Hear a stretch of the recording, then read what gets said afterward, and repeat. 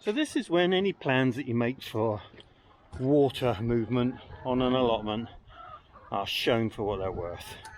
So we've got quite a little torrent coming under the small coop, and the idea is that it runs down that side of the bed, which it seems to be doing reasonably successfully. And of course all this work down the bottom here was to try and stop the pooling of water down in this area, and you can see the water sort of travelling down to the lowest point, but it's not bad. I'm guessing that it's running out there underneath everything in the compost area, but we seem to have stopped this lake from appearing, but there really is an awful lot of water. It's running down from the top of the allotments, and if we go over and have a look at the compost, you can see it pools down here as well, which there's no way of avoiding. Hopefully it's just running out. In terms of the beds, well, the wheelbarrow gives you a bit of an idea. I think we ought to turn that upside down before we go any further. We always get a collection of water here, which can do very little about. And the grand finale, I guess, is the swimming pool. I mean the pond,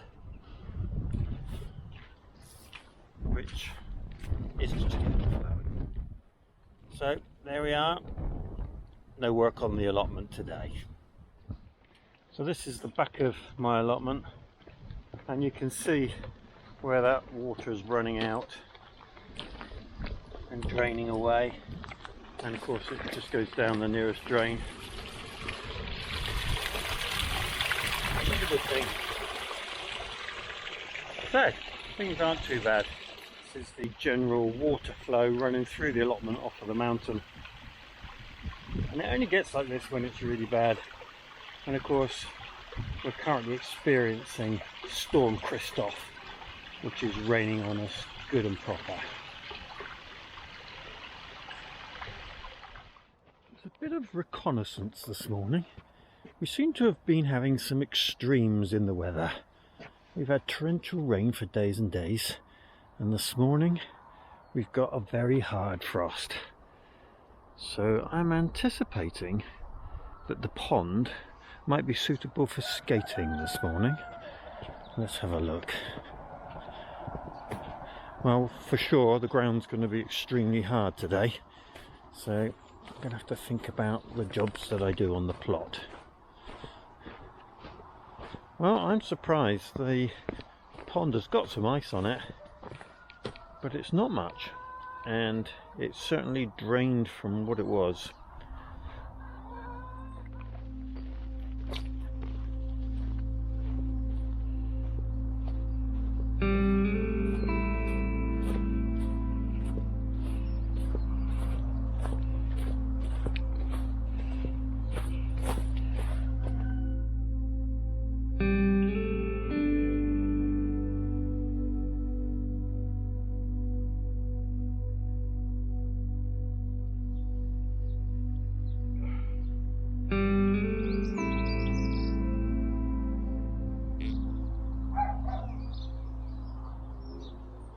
Well, today I want to give you an update on my onion seedlings and my pepper seedlings. And the peppers I wanted to grow 4 varieties, but very few seeds because I've always been growing too many plants. So I'll show you how they've got along. And also with the onions, I grew them in a shallow tray and a deeper tray to see whether it had any impact on how vigorous they were. But I have been watching some YouTubers who have been growing onions in their polytunnels and their greenhouses. And I've got to say, I'm beginning to question whether you actually need to grow them indoors unless you want to grow some really large competition type onions. And particularly I watched Erica's Little Welsh Garden, and the onions that she's growing in her polytunnel look fantastic. So maybe next year I'll direct sow outside in the polytunnel. We'll see how we get along. So let me show you what's happening with these onions, because they're not spectacular. They're a little bit thin, but they're certainly green. And what I am going to do, which I've never done before, is to clip them. And I'm going to do that whilst they're indoors. Normally I wait until I get into the polytunnel before I do that. But I'm going to clip them, allow them to recover in the temperatures in the house, under lights, and then I'm going to move them out much earlier than I've done before. So we'll see how we get on. So let's take a look. Well, these outer crags, they look pretty good actually. There's one or two I might need to just tuck back in the soil because they do have this habit of growing out of the soil with their roots. We've got one or two that are a bit dodgy, and we'll have a look at those. And where the seed heads have remained on the top of the onions, they've started to get a little bit of mold on, so the clipping process is going to take all of that out. These zebrune shallots, they're okay.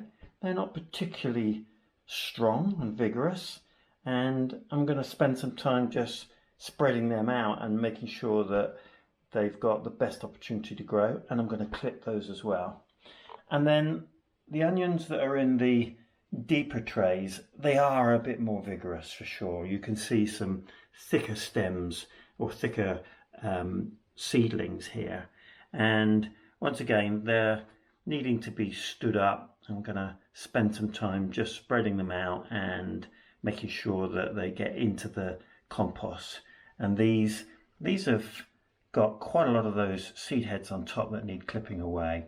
Now, this is Globo, and this is the Bedfordshire Champion. So a little bit of organising and some clipping next on my agenda.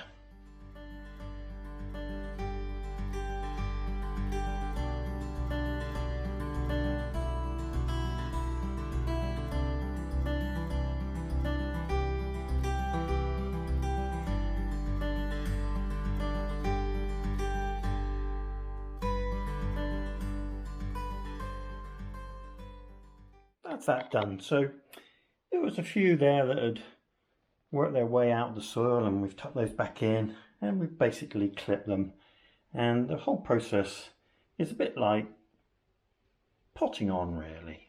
So just spreading them out, getting a nice even spread of plants so that it's easier when I come to the next step, and clipping them back, and they're looking quite well now. And I think we'll just give them a spell to recover indoors, and then they're going out into the polytunnel. So these are the peppers, and they certainly took a long time to germinate, but patience is a virtue. And we've got some up now of each variety. So this Semero, we seem to have 3, and this was the most prominent one. This, which is the Dado de Mocha, it's certainly been the slowest, but they've finally come up, and we've got 1, 2, 3, 4 good ones. There's a shoot there, and I think that's the next one. So 5 of those. And this Karkulka, which is a really nice pepper. I was beginning to worry that I wasn't going to have any, but we've certainly got one, and there's another shoot there. And then the King of the North, which is my staple pepper. There's 3, and I'm going to leave these just as they are in the warm of the propagator, just to make sure those other shoots come up. And then what have we got in total? 2, 4, 6, 8, 10, 12, 13 plants, which is certainly ample for my needs. So sowing fewer seeds and making sure that you're just going to grow what you think you're going to use in this instance is paid off well. The other thing I wanted to show you today came in the post yesterday, and it's this. Any guesses? Yep, it's the tyre for the wheelbarrow. And this was about £8, which was really cheap. And inside it is the inner tube. And it looks a bit, well, narrow on the edge, but I guess that'll flatten out as I blow it up. But that's a really good price for a wheelbarrow recovery. So we'll see how we get on with that. And I wanted to show you the pears that I harvested back in the autumn, and they're still going strong. really beautifully ripe now, a real pale yellow colour, and they taste absolutely fantastic. So pears that are green and on the trees in the autumn, keep them in the fridge or in a cold place, and here in January we're still enjoying them. Well, I was just looking at the temperature in the polytunnel, and it's nearly 21 degrees centigrade. So although it's been pretty chilly outside, it warms up in here pretty quick. So last year I tried very hard to space out the growing of broad beans and to work hard at succession and see if I could get 2 crops that had a reasonable gap between them, and it was reasonably successful. And I thought this year I'd see if I could stretch that gap a bit further by planting some very early broad beans.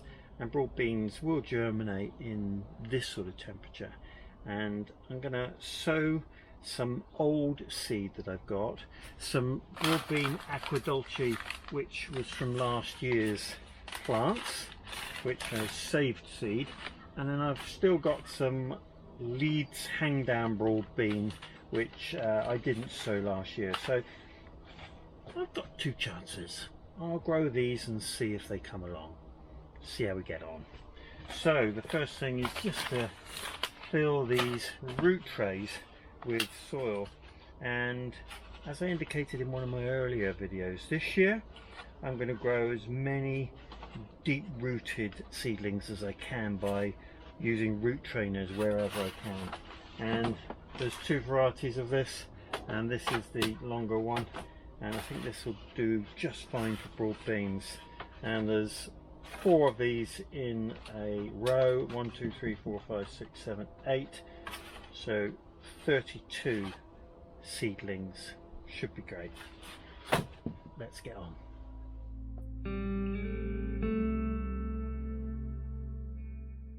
Well, I'm going to give those a serious watering in.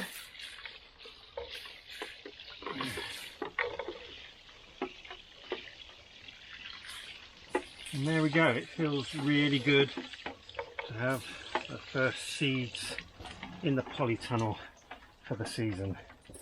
I'll cover that over with one of my giant cloches just to give that extra bit of warmth.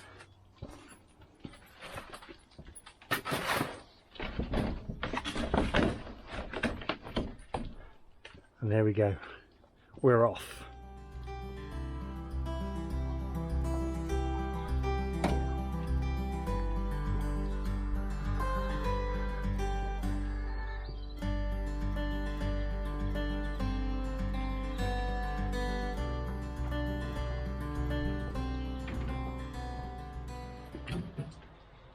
Well, this ought to be pretty straightforward. I'm going to approach it a bit like a bicycle. I'll get this wheel off, and then got a few screwdrivers here.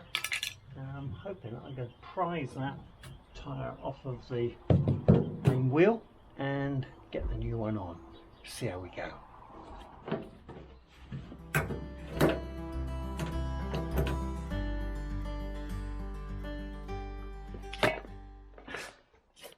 Well, that went reasonably well. I need to be considerably more delicate getting this one on, so we'll see how we go.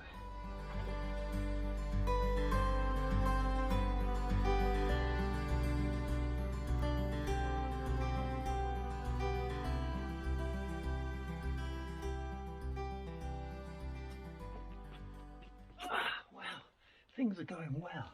Look at that. So let's see if I can get back on there now.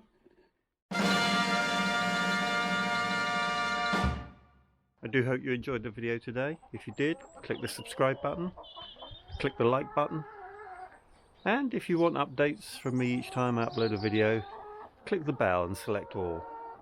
I do hope you have a great day. Diolch yn fawr.